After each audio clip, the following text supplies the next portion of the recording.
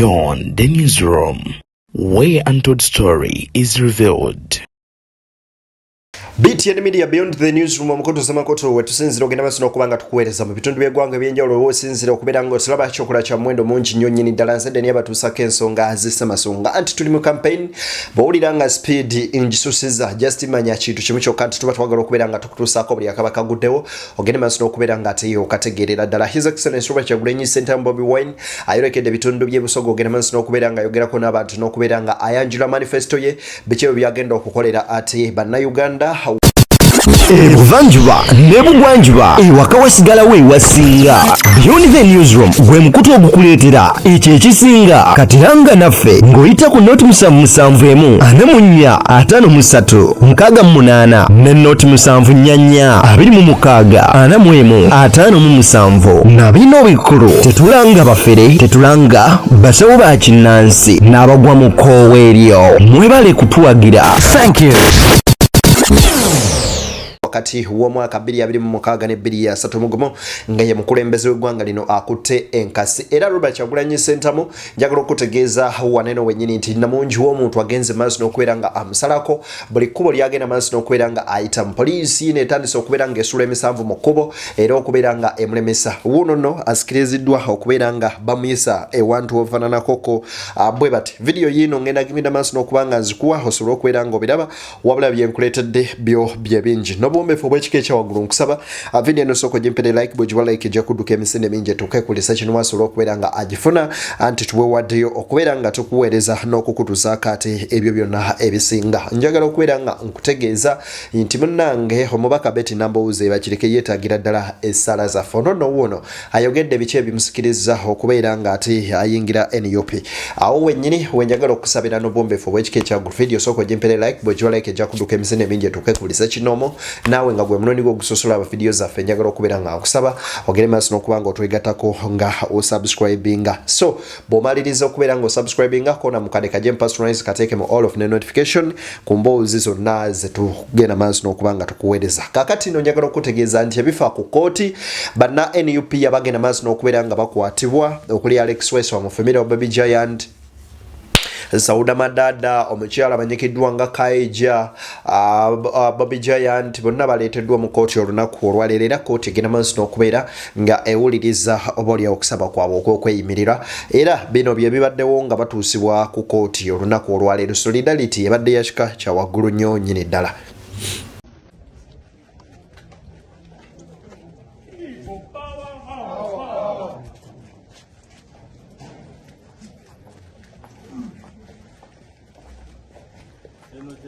People power! Power, power! Power, power! People power! Freedom, freedom!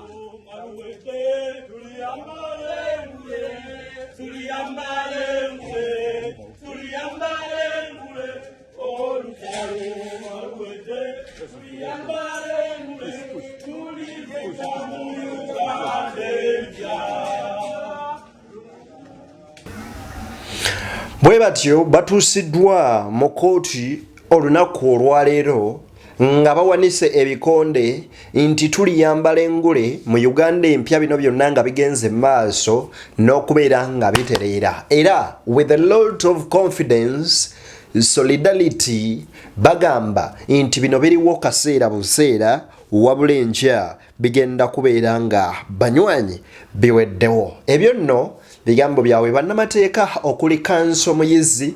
Honorable Shamimu Malende oba Kanso Shamimu Malende y'omu ku abo ku bannamateeka bakutimya bannamateeka bagenze maaso n'okubeera nga bagenda mu kooti okulaba ng'ensonga zino bazikolako era First Lady Barbara Itungo Kyagulanyi oba Babi naye y'omu ku abo abagenze mu kooti olunaku olwaleero ndabyeko ko ne Honorable Sewungu kwoteeka Alani Sewanyana mu kooti wali eri ekanyanya mu Kawempe division gye bali nno ku misango gye bawera ennemba nagyo okuli ogwa unlawful drilling oba okukola mukyaka oba dduyiro munnange amenya amateeka kakati nno bannansi bonkugambye basanyufu essanyu lyansusso lye balina ery'okulaba ku Kyagulanyi era ekiri mu bitundu by'ebusoga mu kugambye kyakutte dda.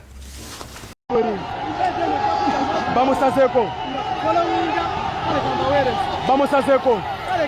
bamusazeko bamusazeko bamusazeko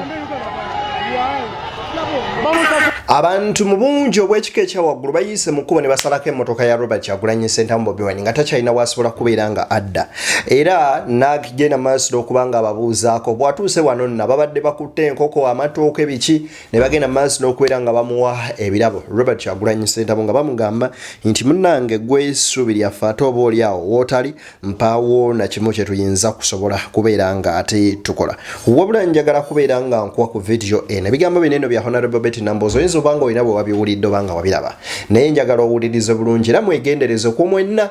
buli muntu yenna ng'oleka ewantu wookyalo oba ogenda ku TV oba radio ne bakuwa amazzi gwe n'onywa bunywe just olina okubeera omwegendereza ennyo nnyini ddala omanyi Katumba Gerard yali annyumiza nga ngamba ye survivinga emirundi 3 okuweebwa obutwa ku mulimu we yali ewamu we yali akola emirundi 3 gye yasurvivinga obutwa obumu bwali bwa kyayi obulala mu mazzi era ogwokusatu kankuwe Namboozo owulirize byonna naye waliwo Katonda nze saagala kubagamba abasawo baŋŋambye nti bampadde butwa ne saagala nakukirogerako banze nasesema ebintu ebiddugavu byonna byesiryangako naye simanyi ntunulira nasiiba waka sijjukira kubeerako na muntu yenaawe ebbali nenzikakka nange omubiri gulimu obuki obutwa ne buli amasannyalaze agatambuza omutima era ekyali kigenda okuddirira kwe kufuna cardiac arrest omutima okwesiba naye waliyo ki abantu bakole ebintu naye nga bamanyi waliyo Katonda nti abantu bakole ebintu naye nga bamanyi nti waliyo Katonda Namboozo akugamba teyayagala kyogera kubeera nga atukanga mu kaseera kali naye abasawo bamugamba buno bwe yalidde bw'abadde butwa Namboozo yafuna atya obutwa jjukira Namboozo agenda maaso n'okubeera nga afuna attack eno oba discomfort yaliko ku mukutu gw'amawulire ogumu we yali mu programu emu n'awulira nga embeera etabuse yobayoba wuuyo bamuddusizza munnange paka mu ddwaliro ogenda maaso n'okuba nga ebyo bye bivaayo lwaki nkukoledde kino sijja gamba obuzibu tebuliku ngambe Media House nedda obuzibu buba ku bantu abalabe abatubeerako naye nga mu buli mbeera babaayo bootamanyi era bootasuubiriza ne watusuubira kubaawo omulabewo asobola okukozesa chance emu ey'omuntu omulala kyova olaba kibi nnyo okubanga muwalana n'omuntu n'okozesa statement ezigamba nja kukutta nja kukola ki kuba babaayo n'omuntu omulala alina ekiruyi ku muntu oyo asobola omukolako ekizibu ne bagamba gundi yayogera bw'ati era nekiba awo nno we bakwatira omanyawo we bagambira nti kamwa kabi kassa siroganga oba okategedde nti ye munnaye nze saamuloga nayogera bwogezi nti bwe kiti kakati ebyo nno by'omubaka Betty Namboozo bakireke awo nno njagala kuwa ebigambo bino bibadde bya Palace olunaku olwaleero obiwulirize wansi ebbanga ddene of course mutima mbadde n'ebintu bingi ebitansanyusa ng'omuntu nga mbiyaringa era ku waves ezimbadde mbiwulira mostly nze njogera kwalaali so ekintu ekyasindise mainly kuba ndi challenged okulaba nti I don't have control of my destiny control njiina kati ne bwe ntunula mu maaso I have no control for example nze nali mmenyese vivi nenda nencomparinga nze banzijanja vivi mu America ku $2,200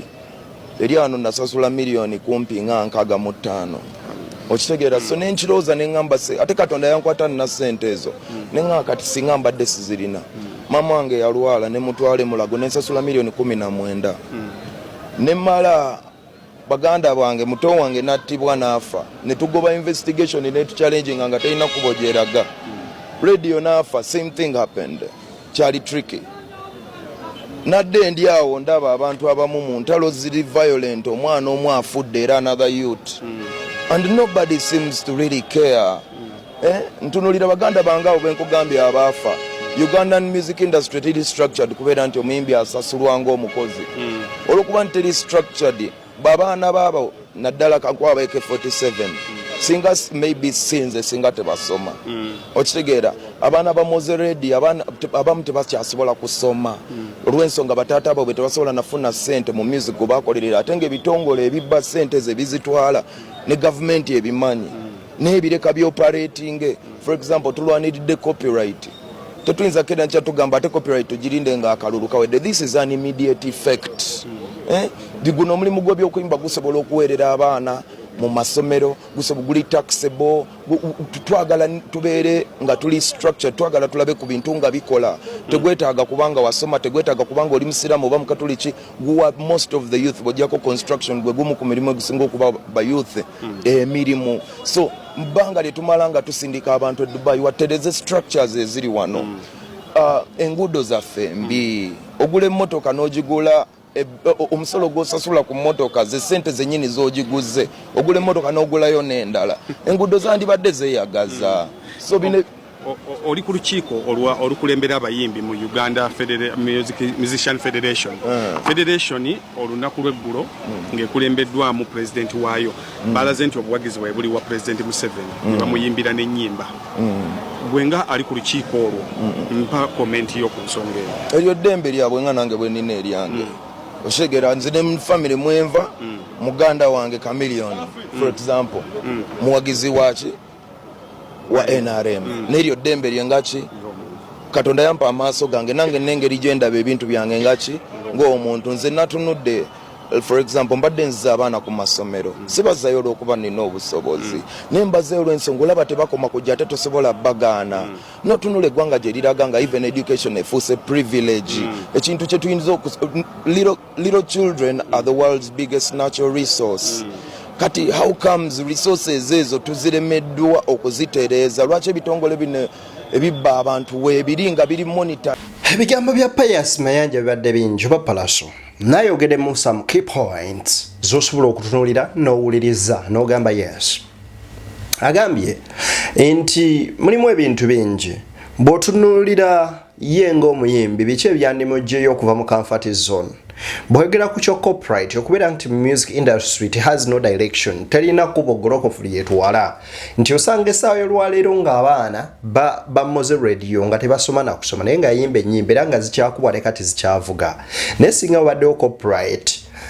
lyeteeka erikwata ebiyiiye byonna okubeera nga okubikozesa osooka n'omala obisasulira singa essaawa y'olwaleero abantu abo baafa bagagga kyannaku nti olaba kola tune eyo ng'okuba n'owulira akayimba ako g'osasula siringi 7 naye omuyimbi nga ye afunako 150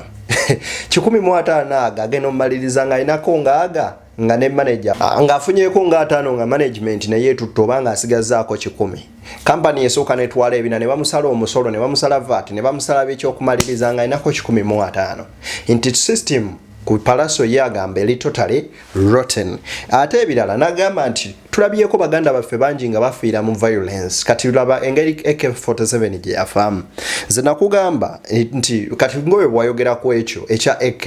the same story nkugamba nti I'm a victim of that because my brother was killed by a certain guns bamukuba yalinaye muyembe nga moto just because gendo okebere osobola okunoonya olupapula lwa bukedde lwali lwa gwakutano nga meka 17 I think 2 mugomo ya 2 mugomo tendo mike bamukuba ne bamutta because they knew yali akutudde diru ya yola 300 millions ne bamukuba we najira ne bamutta omwana omuto ku myaka 23 really eyo yense ituuka okuba paka nakati nga teri yali akoze investigations ne bagamba nti no tuvuddeyo ne official report yino kati Palaso agamba ebyo bye twagala okulwanirira tulaba at least nga mu Uganda whatever something happens nga police be accountable olaba nga ina point agamba bwolaba engeri moze gye yafaamu tetufunanga report ntuufu bwe tulaba oli bwe yafa ne bali kyokka tulabyeko n'omwana omulala afiira mu bintu bye bimu bwe bityo n'agamba bagundi bankuba ne bankola bwe bati ne bwe bati oli ng'agalula n'akuba munne ekikonde mu kamera enkya n'asigala ng'ayinaayina nga teri amuvunaanye agamba eyo Uganda sebe baana baffe gye tubategekera okubeera nga bawangaaliramu ebigambo ebyo byonna bya Pius Mayanja wabula ye Robert Kyagulanyi Ssentamu ayongedde okukakasa era ono nno nga sinnakwongera yagumiza abatafunye kaadi n'abagamba banywanyi mugume mwesibe ekimyo. Njagala n'okutegeeza abo bannaffe abadde beesimbyewo abadde bavuganya naye ne batafuna bendera yaffe ekyo tekibafuula banafu ku bannammwe. Ebifo ebimu tubadde n'abantu abasukka mu 10 abavuganya naye nga mazima amatuufu bendera yaffe erina okukwatibwa omuntu omu. N'olw'ensonga eyo tekibamala mumanyi, tekibaleetera kweveera, kwekuteerana, kwekubagiza, wabula kibaleetera okumanya okujjukira nti mu Uganda empya gye tugendamu twagala n'okugyawo ekyokuba nti okufuuka omubaka wa palamenti luba lutalo okufa na kuwona, kubanga ineniwe n'obwa MP tebujja kuba bwa nkizo nnyo mu Uganda empya gye tugenda okubeera mu myezi 3 gyokka. N'olw'ensonga eyo saba mujjukire nti waliwo obuvunaanyizibwa obwa buli muntu. Bwe tunaaba mu buyinza buli omu ajja kuba nekyakola, buli omu ajja kuba n'obuvunaanyizibwa, buli omu talanta ze n'obusobozi bwe n'ebitendo Katonda byamuwa bijja kufuna bwe bikozesebwa olw'okuzimba Uganda yaffe empya. Kati nga tugenda ebyo nno bigambo bya His Excellency Robert Kyagulanyi Ssentamu abyogedde nga tannasimbula okuva mu kibuga Kampala okubeera nga yeeyongerayo ate mu bitundu ebimanyikiddwa nga eby'Ejjinja olunaku olwaleero. Abategeezezza nti mu Uganda empya gye tulaga n'obubaka bwa Parliament tebujja ba nnyo bwakufiirako. Jjukira omusajja abagambirawo bwalinnya ku ntebe agenda ttema ababaka ba Parliament omusaala, ssentale zazizze mu ggwanika lya gavumenti zikole ku bizibu by'abannansi. Omuntu ayingire Parliament ng'akimanya azze uweereza ggwanga lye so si kunonayo nsimbi nti aguddewo dduuka bizinesi yeri ya biliyoni nti ebyo birina okyukamu bannansi bafune service delivery. Byali bigambo byani bya Kyagulanyi. Kati abakakasizza nti singa mu mulonda bwe baba okubeera omubaka wa Parliament ate mujja kyenyumirizaamu nnyo nti mulimu wabula mujja kyenyumirizaamu nti mwetikkiddwa obuvunaanyizibwa obw'okuweereza bannansi. Abantu bangi bambi bakuŋŋaanye era bagende maaso n'okuba nga bamulabako. Naye kankuwe ku bino olabe ng'embeera bw'etambula.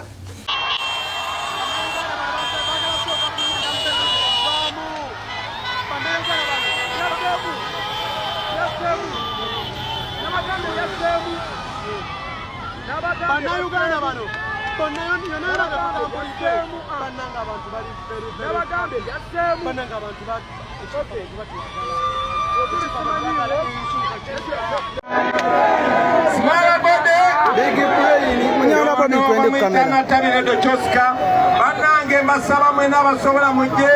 Kagoma tubanjulira manifesto yaffe tubakubire ekifaananyi ekya Uganda empya ate nga gye tugenda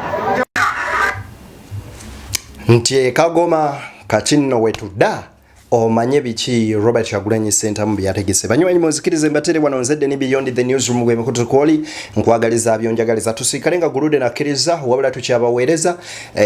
by the way bobo owulira ng'onyumirwa nnyo Beyond the Newsroom kyetuufu weebale nnyo weebalire ddala osobola otuwa gadgets zino wammanga osobola okutuyiwamu laptop Apple esobola okukola emirimu gino eno mu butuufu bwagyo nga tezitusumbuwa then oyinza n'otugamba nti iPhone 16 Pro Max ekyo deni kankikuyiwemu osobola okuba nga otuweereza kuba wano wetulaga mu campaigns ekyamazima neetaaga gadgets nga ziweranga mukaaga okulaba nga sivaako ate nga tiimu yonna ebatuusaako byonna nga bwe birina okuba. Kale munzikirize mbatere wano tusinkane nga Guludene akkiriza.